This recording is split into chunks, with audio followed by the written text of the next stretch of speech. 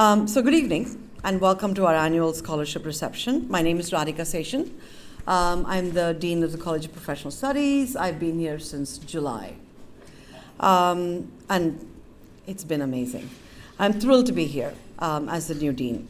So because this is my first time meeting all of you in the room, I just want to introduce myself a little bit. So one thing I want to say is that I arrived here with a scholarship to a graduate program and $500 in cash. For those of you that know that feeling, it is both disorienting and kind of exhilarating. My flight was actually to Boston, so it's like a full circle. After having spent 15 years in technology, I got into higher education and back in Boston. So I'm super thrilled to be here, and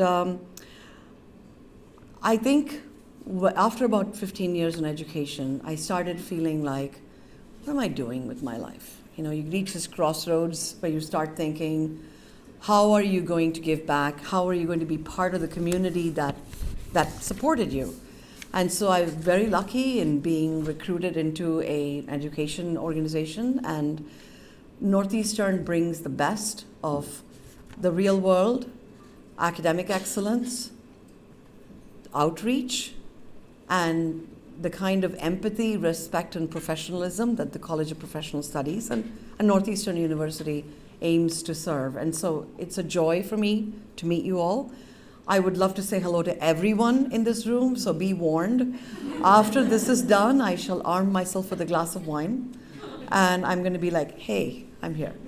Okay, so what I love about this event, and it's my first, so you can be sure the next one will be a lot more interesting because I'll have personal experiences to share. But what I love about this event is that it embodies the essence of the college. For about 60 years, our mission has been rooted in providing adult learners with a quality education in your own way, as you see it. So what does that mean? It means that our programs are aligned with industry demand.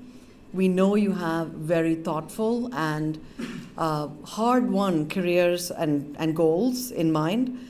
And that also means we have to make sure our learning environment is flexible, and we honor your family and personal obligations as you pursue your own goals.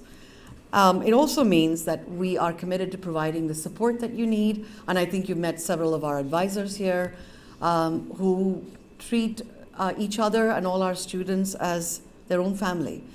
And we support you from academics through to financial aid. So that's what brings us all together tonight. I know I don't have to tell you all how meaningful scholarships are. There are students here that are working 2 or 3 jobs. That's our reality. And students helping support multiple generations of family members. And I'm happy to see multiple generations here. And students, prior to being told that they are receiving additional financial aid, thought they couldn't continue. I mean, we all know people who are in those choices, and those, you either can do it or no. So these philanthropic scholarships bring relief, they bring joy, and they bring students the hope and encouragement that comes from knowing that we, Northeastern, are invested in your success. So, to the generous alumni and friends in the room who've established and supported scholarships at CPS, thank you. We were able to award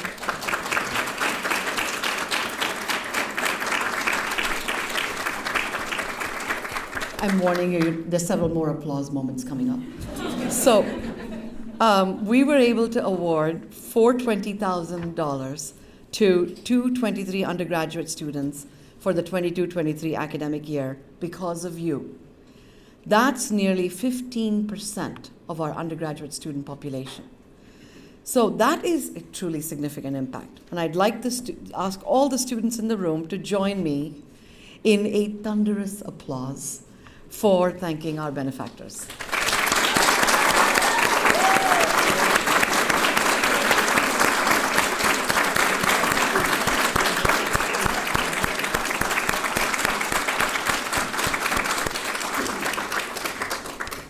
And students, congratulations. To be selected for these scholarships is a testament to your perseverance and determination. We are incredibly proud of you. And I hope you meet and talk with the alumni and benefactors in the room who are investing in your education. Lastly, I'd like to thank those in the room who served in the scholarship committee, selection committee. Please raise your hands. Let's see who is in the room that worked on the committee. Okay.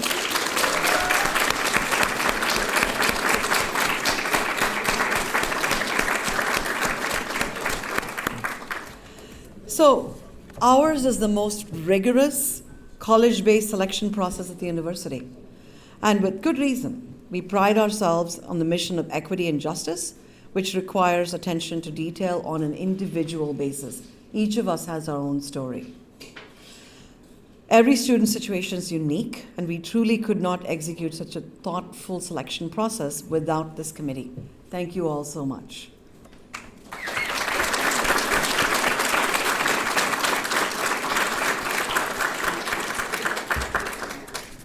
And finally, it is my privilege to introduce to you the creator of our newest scholarship fund, Jean Kovacs. Jean,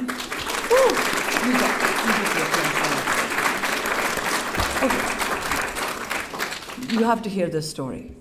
We're going to bring some water and you're going to walk on it. But short of that, here is the rest of the story. Jean is no stranger to CPS.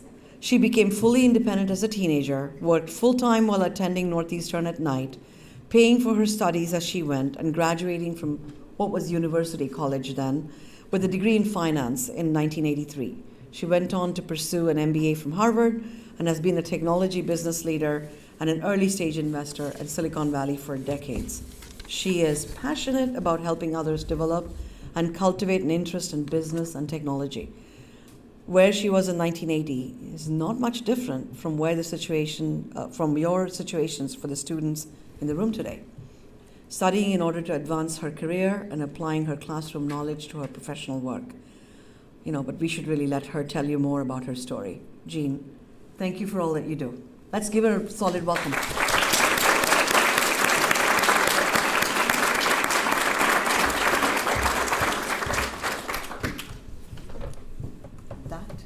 Would not have been helpful.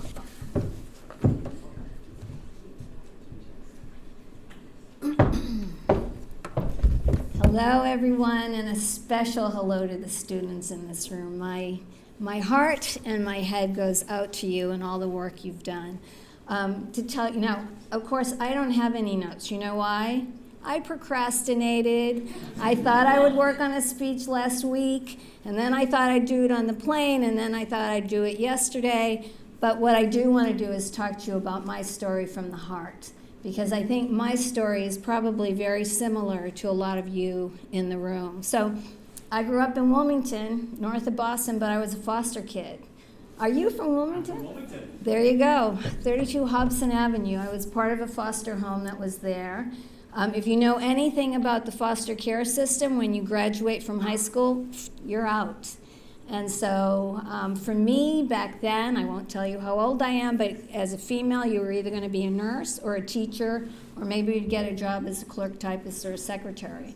So I got a job at a company called CompuGraphic, right on Highway 93 as a clerk typist. And I just loved it. I loved the world of business. Here I am just, typing things in and just seeing how teams work together and how they applied, the needs of the market they were targeting with what they were doing. And at some point I realized I had to get an education. I knew if I wanted to get ahead, especially as a female, I had to get an education. But, I barely had just owned a car. And I started looking around, and Northeastern had a Burlington campus.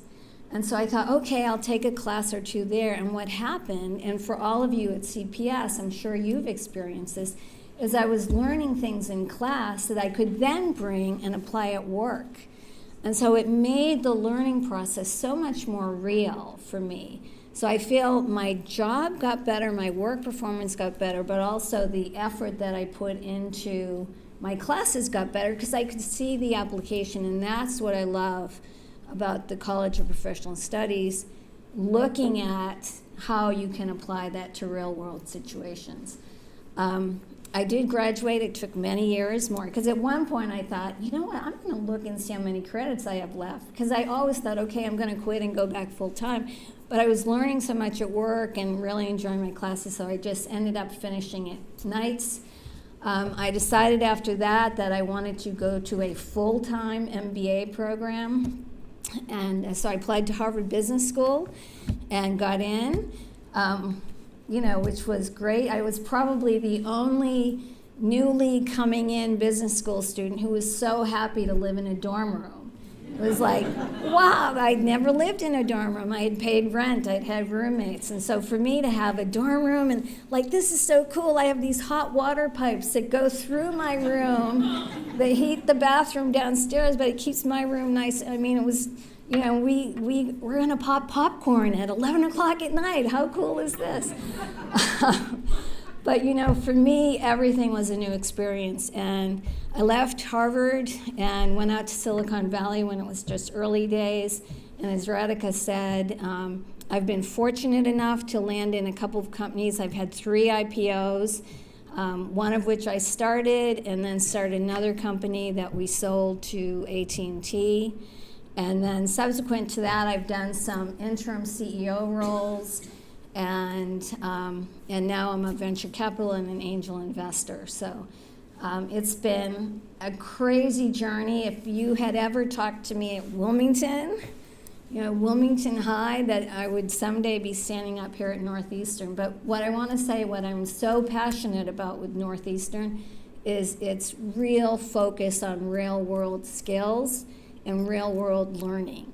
And for those of you, I just talked to someone who, went to school nights and had 2 kids and was going through some personal issues and was working full time. When you get through this, you will be so much better in your chosen field because you've gone through the toughest part of balancing everything. And so for me, that's what makes success in business, that ability to be tenacious and to persevere and to understand people and to understand situations.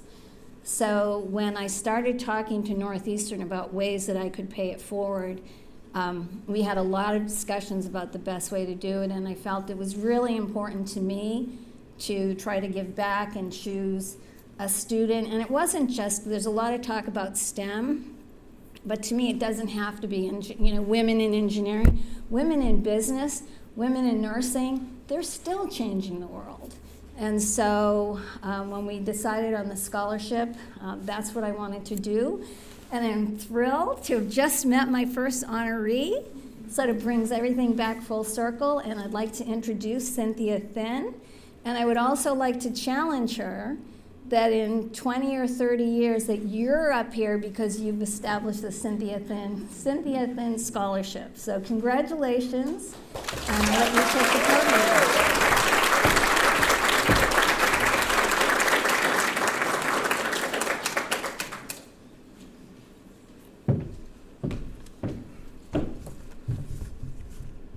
Sorry guys, a little bit nervous. Hello, my name is Cynthia Thin. I started my studies in finance and accounting management at Northeastern CPS back in fall of 2020.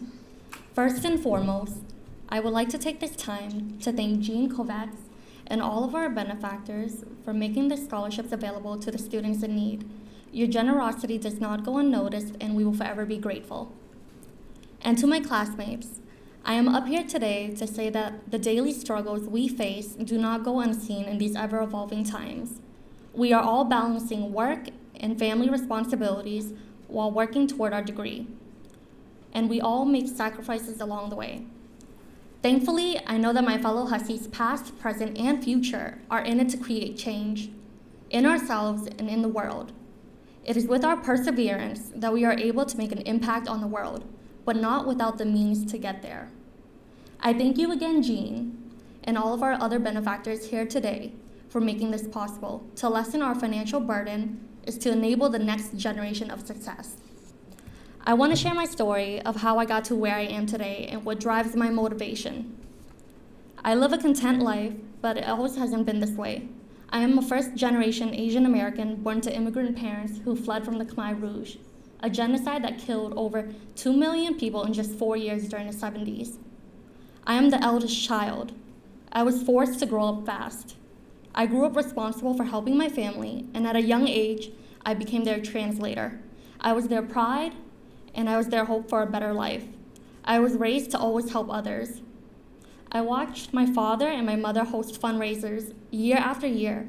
Despite not having much of their own, they wanted to help others in Cambodia still. I watched my mother work a full-time job while maintaining a household, speaking little to no English. I watched my father work 12-hour days, sometimes even more, full-time, to provide not only for me, his siblings, and my grandparents. He is the eldest son of 7. I feel that I get a lot of my characteristics and grit from them. My mother wanted me to learn the value of money at a young age. She worked under-the-table jobs and would have me tag along. We would lie about my age, saying I was 18 when I wasn't, just to teach me where money came from. That money had to be earned through hard work. I would work third shift after school on Fridays and weekends. On weekends, I would work after school at a restaurant waitressing. I recall at one point, at age 16, I was working 7 days a week. At this time, I was still balancing school. My mother later explained to me the importance of school and my education. Her goal was to educate me through my own experience, that if I get a college degree, I wouldn't have to struggle and work manual labor like them, because now I've had a taste of what manual labor felt like.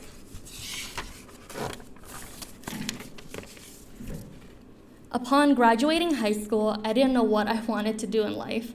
I felt that I was in this idle zone. A friend of mine at the time convinced me to enlist into the military.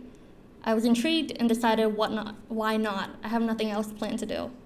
I enlisted, but was later medically discharged.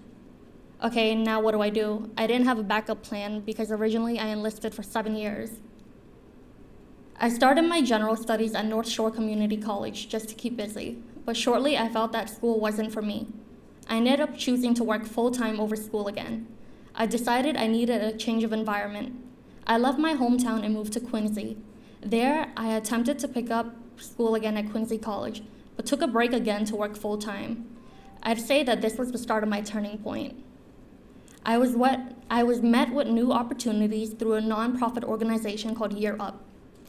Thanks to my mentors and resources from Year Up, I was able to obtain college-level credits and develop a more structured, professional brand within the world of finance. Upon the end of the program at Year Up, I took up a position in dentistry. I know, how did I go from finance to end up working in a dentist office? In this office, I was promoted from patient coordinator to lead patient coordinator within 2 months.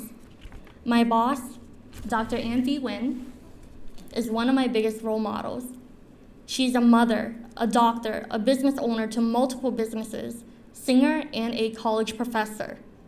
I would look at her and think, wow, if she can do all of that, then I can too. This was a part of my driving force to go back to school. I remember during Year Up, we were told about the opportunity to enroll into NAU with our college credits. During the pandemic, I decided to reach out and enroll. I was able to transfer my credits from both Quincy College and Year Up to bump me into sophomore year at NAU. Like Jean's personal experience, and many others here, I found NAU's flexibility to be helpful. I was able to complete and communicate deadlines. The professors only made class more enjoyable. I noticed I began to flourish here at NAU. Because 1, I knew I was already halfway through my degree, and that 2, this was something I actually enjoyed. I needed something flexible because I still have a very busy lifestyle. I would wake up at 3 a.m. every day to help my partner out with his bakery. If I'm not there working, I'm dropping him off every day. Then leave the bakery on 7, head out to the office, get there by 8, stay until 5, then come to class from 5:50 until 8:20. While my work hours were long, I still had to keep tabs on my folks and his. I would also come home and cook dinner and meals for the next day. Also, let's not forget about household chores, classes, your social life, and trying to maintain a gym life. It's a lot, but I'm fortunate to have the support of my family and especially my partner, Fat. We each have our own aspirations and we make choices and trade-offs every day to make sure that we're able to support each other and at the same time working towards our own goal. I'm sure all of my classmates in this room here today can relate weaving their education and classes into family schedules and needs. I know that I am in charge of my own life. And by simply reminding myself each and every day that only I and I alone can choose to give myself a better future is what keeps me on track. In life, I knew that I wanted to be successful. I knew I wanted to help my family and help as many people as I could along the way. But honestly, I can't help anyone unless I choose to help myself first. And that's through my education. I am wrapping up my studies here in finance and accounting management summer of next year. This opportunity to study finance at Northeastern has opened new doors that I would have never imagined. I finally figured out what I wanted to do in life. Can you guys believe it only took me 26 years? After graduation, I plan to enroll into NEU's accelerated nursing program immediately the following fall. My goal is to establish my own business with both my knowledge from my business degree and my nursing degree before age 30.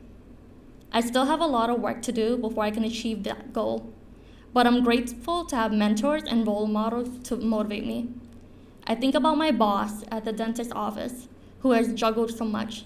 I look around at my classmates, balancing everything in their lives, and now as a recipient of the Jean A. Kovacs Scholarship, I have Jean as a role model.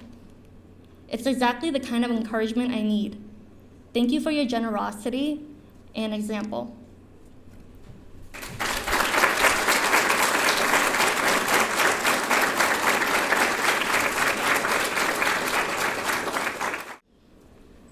I get to follow all those amazing speakers. Congratulations, Cynthia, and thank you, Jean. And I'm just going to wrap up by saying a round of thanks to everybody. So first, thank you, Jean, thank you, Cynthia, for speaking tonight and for inspiring us with your amazing story. Stories inspire us, and that means a lot. So you reminded us of two important things. First, hard work pays off. There's no doubt in my mind that Cynthia has the passion and the drive to achieve it's not lofty from what I'm hearing, it's achievable, right, Cynthia? Goals that you have set for yourself, just as Jean did before her. Second, we're reminded that no matter how much determination we have, our goals are easier to reach when we have the support of the village, the mentors, our family, our community. I hope you all walk away tonight with new personal connections and a renewed sense of community and the individual value that you all bring to it, each of us brings to it. And even before I arrived at the College of Professional Studies, I knew this was a very special place. And I thank you all for the role that you play in keeping our community strong. Thank you for coming. Have a wonderful evening. Be safe and be well.